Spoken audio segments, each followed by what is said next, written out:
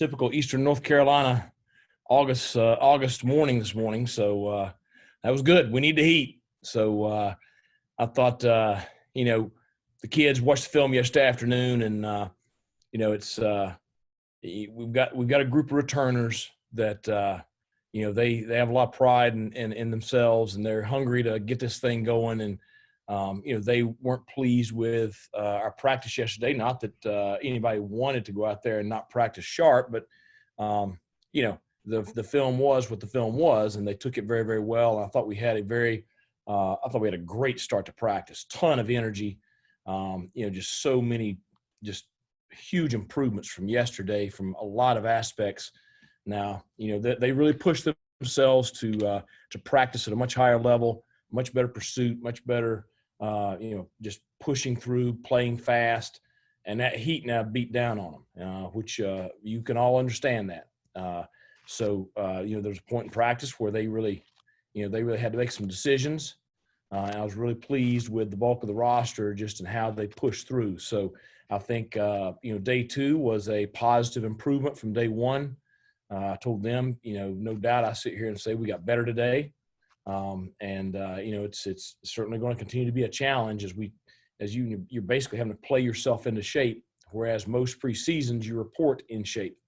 So it was a solid step, and 2 practices in a row. That's more than 2 more than we've had at any other point in this year. So good day to be a Pirate. Okay, we'll open it up to questions. Coach, John Gilbert said yesterday he was good with 10 games at this point. In thinking about that, and nobody knows what's going to happen, but obviously playing more games gives you more chances to become bowl eligible. Right. Share your thoughts on that if you would. I have no clue what being bowl eligible means this year. I don't know how many. We just want to play. 10, 11, 9. We just want to play. John's very good at his job. I believe in him and trust him completely. So he will put together the best schedule that he can for East Carolina University, and we're going to play it. Coach, how would you feel about playing James Madison? They're apparently rebuilding their schedule, and that game would have some intrigue, I think. Yeah, it'd have some intrigue. A bunch of kids I recruited. Yeah. I know them well. They're a good football team, real good football team. Coach, as you approach this season with a year of offense under your belt at East Carolina, what are some of the things that you hope to, try to improve as you approach this season a little bit? Well, I think the things to improve on, if you're talking offensively, it took us about half a year to get going last year, and the reasons for that are there's a lot of them. Holton's first full year as a starter, new offensive coordinator, learning our personnel. Us learning them learning us, Donnie and Holton kind of getting on the same page, us making some adjustments about mid-season to, be able to, help him a little bit more. The second half of the season, played at an extremely high level, and certainly we want to build on that. We all know that we've got to be more efficient and more effective running the football. I'd like to be able to keep, the production in the passing game that we had the second half of the season and be able to add in that dimension of being able to run the football effectively.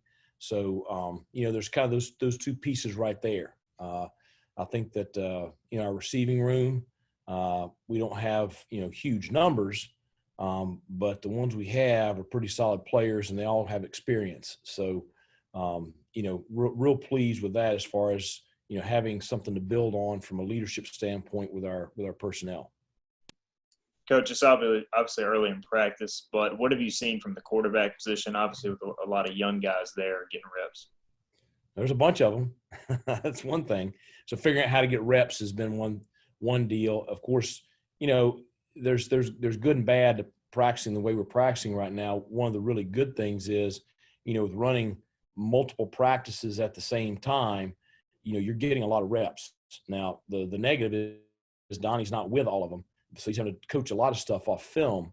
But, the things I've seen, I think Holton has looked like the Holton of last year. He is He has complete control of the offense. He has complete control of the huddle. Talented player, understands the offense, and he looks like what you would expect. The young ones, they're all over the place. You got Gag and Flynn who have a little bit of their feet on the ground.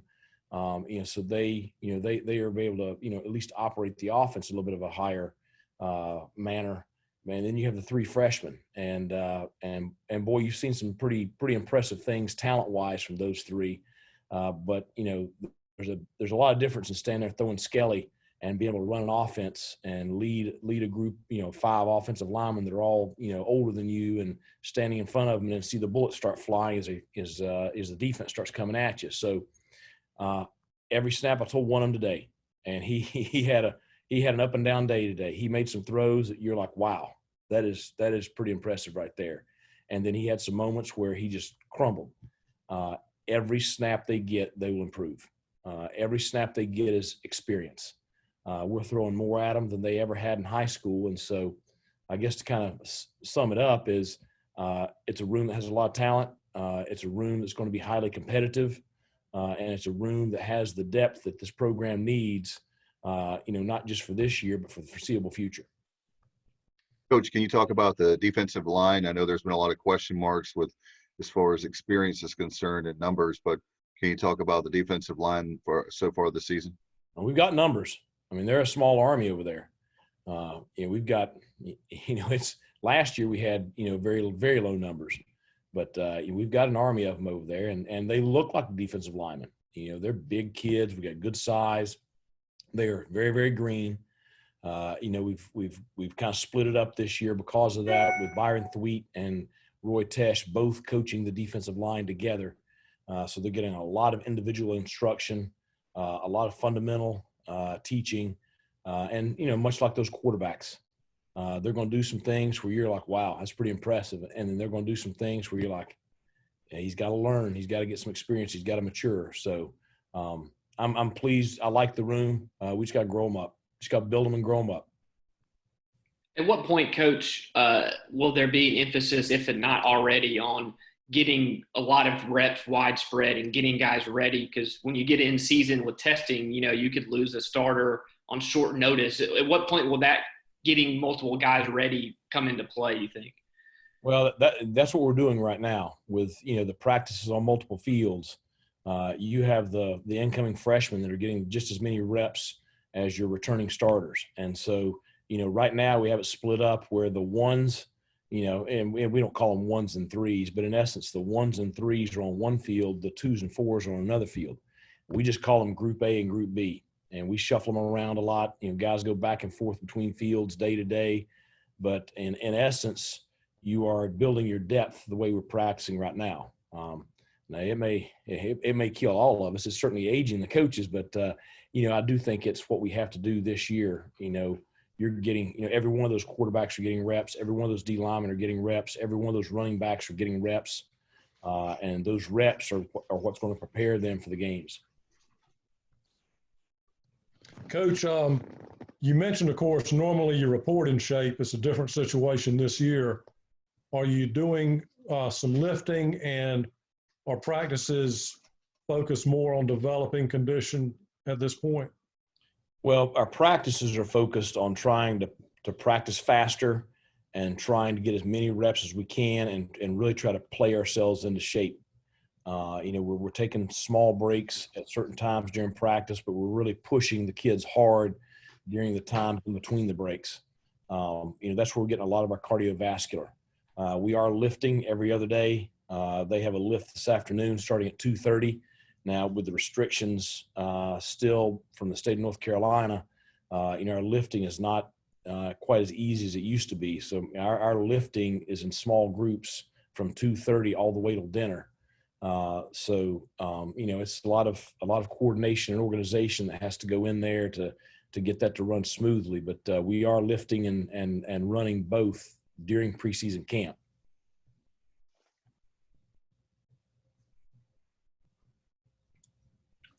Coach, are there any more questions? Yeah, I got one more for you hit on kind of the quarterbacks earlier, but specifically with Mason. I know there was maybe some question about his eligibility this year. Do you guys at this point expect that, or is that still kind of up in the air as far as that?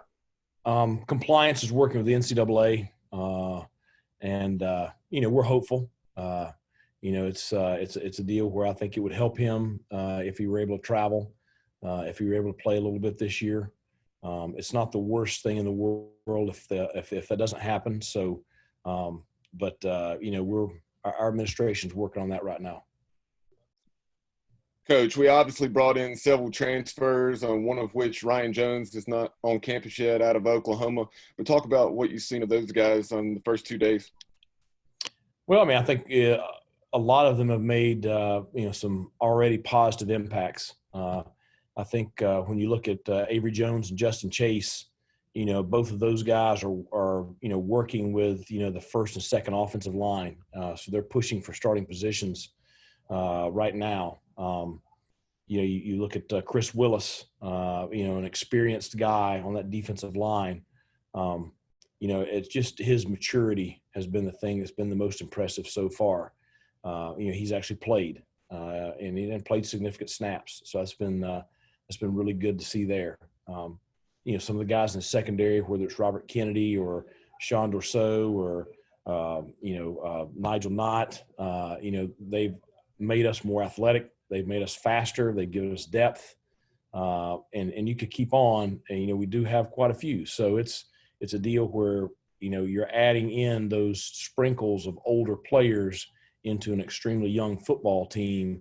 That's only going to help with the growth of those young players, and it's going to help where at some point, at some places, you might not have to play a freshman this year, where if you would have, it could have been, some rough days.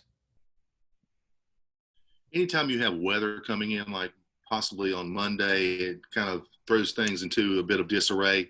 Yeah. What's the plan moving into tomorrow and to Monday a little bit? Well, we've talked about, the preseason, trying to take it, pushing them hard when we're out there, but take it slow with some stuff just to not, not bring them along too fast. So we originally had planned on taking tomorrow as an off day from practice, still train, a lot of film, stuff like that. We have changed that. We are going to practice tomorrow. We're going to monitor the weather as to whether or not we practice on Monday or Tuesday. I do want to get us an off day here, pretty early in camp. So if any of you guys have a connection, you can tell me what that hurricane is going to do for sure. I'd be glad for you to let me know.